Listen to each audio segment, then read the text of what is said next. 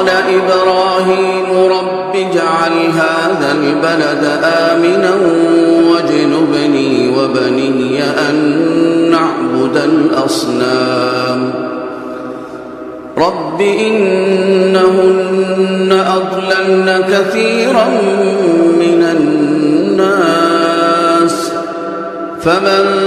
تبعني فإنه مني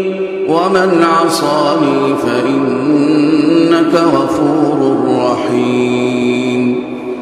ربنا إني أسكنت من ذريتي بواد غير ذي زرع عند بيتك المحرم ربنا ليقيموا الصلاة فاجعل أفئدة من الناس تهوي إليهم